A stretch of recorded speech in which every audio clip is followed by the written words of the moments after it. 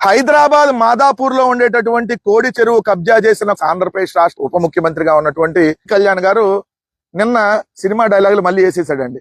అరే బలి వేసేసాం అన్నట్టు సినిమా డైలాగులు మళ్ళీ వేసాడు. వేసి వైసీపీ గోండాలను తొక్కి నార తీస్తా, వైసీపీ గోండాలంట, రాజ్యాంగ పదవుల్లోకి నేరగాళ్లను రానివ్వను. అసలు నేరగాళ్ళు మీరు కదా ఉంది ఇప్పుడు రాజ్యాంగబద్ధ పదవుల్లో.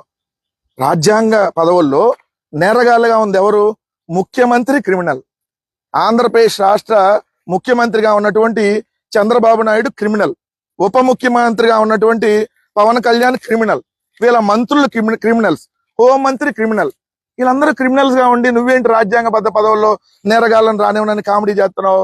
ఇప్పుడు ముఖ్యమంత్రి చంద్రబాబు నాయుడు గారి మీద 19 కేసులు ఉన్నాయి, క్రిమినల్ కేసులు. ముఖ్యమంత్రి కొడుకు నారా లోకేష్ మీద ఏదైతే 17 కేసులు ఉన్నాయి. నువ్వు నేరగాడివి. పవన్ కళ్యాణ్ అనేవాడు క్రిమినల్. ఇతని మీద 8 క్రిమినల్ కేసులు ఉన్నాయి. ఇదే కేబినెట్ లో ఉన్న కొల్లు రవీంద్ర మీద 15 క్రిమినల్ కేసులు ఉన్నాయి. వాసంశెట్టి సుభాష్ క్రిమినల్ 12 కేసులు ఉన్నాయి. హోంమంత్రి క్రిమినల్ 7 కేసులు ఉన్నాయి. నిమ్మల డ్రామా నాయుడు 20 కేసులు ఉన్నాయి. ఇది మేము చెప్పలా, ఏదైతే ADR and national election watch ఇచ్చినటువంటి రిపోర్టు. రెండోది మీ ప్రభుత్వంలో ఉన్న మంత్రులుగా ఉన్న చింతమనేని ప్రభాకర్ మీద 93 కేసులు.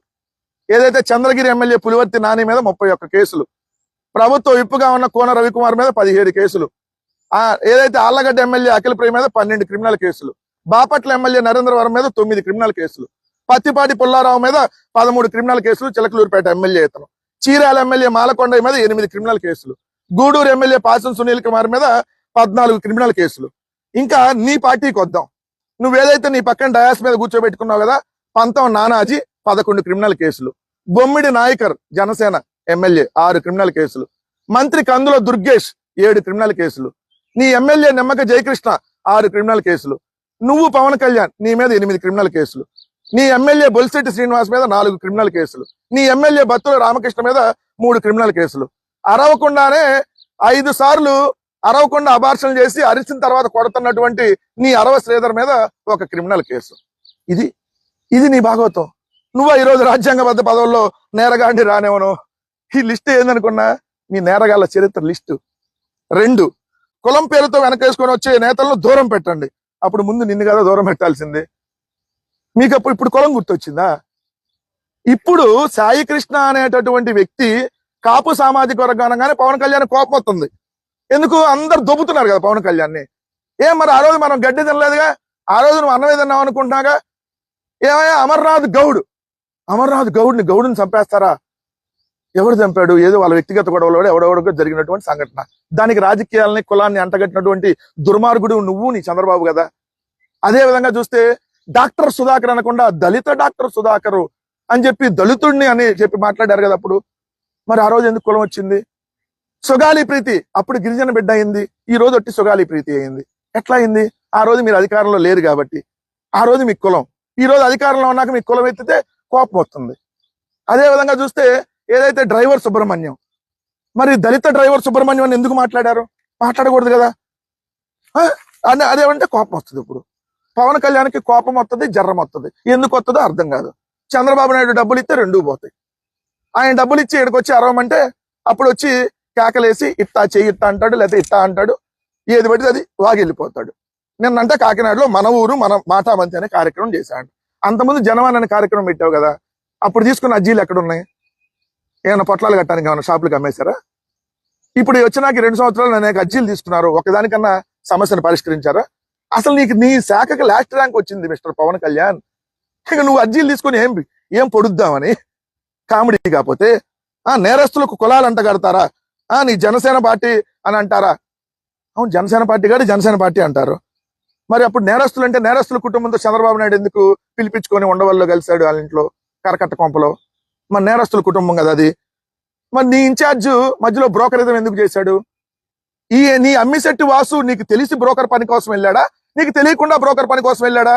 అదే నేరస్తుల కుటుంబం దగ్గర సెటిల్మెంట్కి ఎందుకు వెళ్ళాడు? వాళ్ళు నేరస్తులు కదా. మరి నీ ఇన్ఛార్జ్ ఎట్లా వెళ్ళాడు అక్కడ సెటిల్మెంట్ చేయడానికి? మరి సమాధానం చెప్పాలి కదా మిస్టర్ కోడి కళ్యాణ్. బ్రోకర్ పార్టీయా లేదంటే బానిస పార్టీయా? రెండిట్లో ఒక పార్టీగా కన్ఫైన్ అయ్యి సమాధానం నువ్వు చెప్పాలి కదా. ఇంకొక అంశం, సుగాలి ప్రీతి కేసు అంటే గత ప్రభుత్వంలో ఆధారాలు చెరిపేశారంట. నువ్వు మనిషివా పవన్ కళ్యాణ్వా? అంతకుముందు మనిషివా బాలకృష్ణ అనేవాళ్ళు. బాలకృష్ణ నీకంటే కొద్దిగా బెటర్ అయ్యాడు. Beware of Balakrishna, beware of Pavan Kalyan అనేదాన్ని బాలకృష్ణ కొద్దిగా సైడ్ అయిపోయాడు, నువ్వు వచ్చావు దాంట్లో. సుగాలి ప్రీతి నీ హత్య జరిగింది ఎప్పుడు? సుగాలి ప్రీతిని చంపింది ఎవరి హయాంలో? నువ్వు చంద్రబాబు నాయుడుతో బాగా కలిసి ఉన్నప్పుడు, బాగా అంటే తెలుసుగా, బానిస బతుకుతున్నప్పుడు. ఎప్పుడు? 2017 ఆగస్టు 19న 10వ తరగతి చదువుతున్నటువంటి సుగాలి ప్రీతి అనేటటువంటి గిరిజన అమ్మాయిని కట్టమంచి రామలింగారెడ్డి అనేటటువంటి స్కూల్లో అత్యాచారం చేసి హత్య చేయబడింది అనేది దానికి సంబంధించినటువంటి ఇష్యూ. మరి 2017లో ఆగస్టులో జరిగింది ఇష్యూ. తర్వాత మీ ప్రభుత్వం 21 నెలలు ఉంది. 21 నెలలు మీ ప్రభుత్వం ఉన్నప్పుడు మీ ప్రభుత్వంలో ఆధారాలు చెరిపివేయబడతాయా? 21 నెలల తర్వాత వచ్చినటువంటి జగన్ గారి ప్రభుత్వంలో ఆధారాలు చెరిపేయబడతాయా? కొద్దిగన్నా కడుపుకు అన్నం తినేవాడికి అర్థమైంది కదా ఇది. నీకంటే అర్థం కాదు. చంద్రబాబు నాయుడు ఇచ్చే డబ్బులు నువ్వు తింటున్నావు, అన్నం తినకుండా చంద్రబాబు నాయుడు ఇచ్చే ప్యాకేజీలు తింటున్నావు నువ్వు.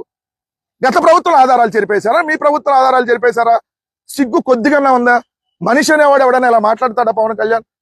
2, ఇంకొక విషయం, ఏదైతే అనిత గారి మేకప్ గురించి మాట్లాడారంట. తప్పేంటి? కంపట్లేదా మేకప్? ఇంపట్లేదా మేకప్? ఏంటి మేకప్ గురించి మాట్లాడారంటున్నావు కదా. సరే, నేను ఒక మాట చెప్తా. అనిత గారి మేకప్ గురించి మాట్లాడితేనే నీ కోపం వచ్చింది. మరి 5 సార్లు అరవకుండా శ్రీధర్ అబార్షన్లు చేపిస్తే, మళ్ళీ అబార్షన్లు చేయించినటువంటి ఆ శ్రీధర్ శిష్యుడు ఎవరైతే తాతంశెట్టి నాగేందర్, అదే ఆడబిడ్డ హర్షవేణాని లాఠీతో కొడితే, ఏమయ్యా హర్షవేణ ఆడబిడ్డ కాదా? మేకప్ అంటేనే వచ్చిందా అనిత గారి మీద?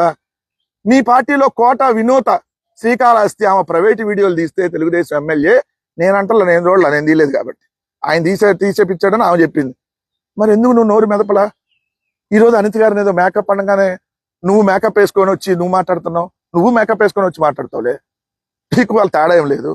మరి 23 నెలల క్రితం నంద్యాల జిల్లా మచ్చుమరిలో ఏదైతే 5వ తరగతి చదువుతున్న అమ్మాయిని అత్యాచారం చేసి హత్య చేశారే, ఏం నోరు మెదపలా? ఆ అమ్మాయి ఆడపిల్ల కాదా? ఇప్పటికీ దాదాపు 14-15 రోజులు అవుతుంది, చిన్నపిల్ల కనపడలేదే.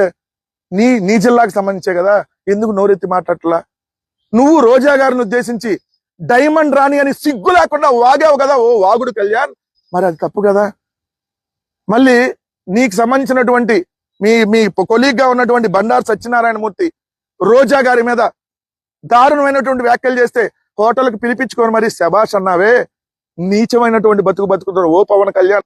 ఇప్పుడు మహిళ కదా, మేకప్ గురించి మాట్లాడగానే ఈ రోజు వచ్చిందా తప్పుడు కోతలు కూసే తప్పుడు కళ్యాణ్. మీరు అధికారంలోకి వస్తే అంట, మీరు అధికారంలోకి రారు వైసీపీ వాళ్ళని, రాకుండా చేస్తా అంట.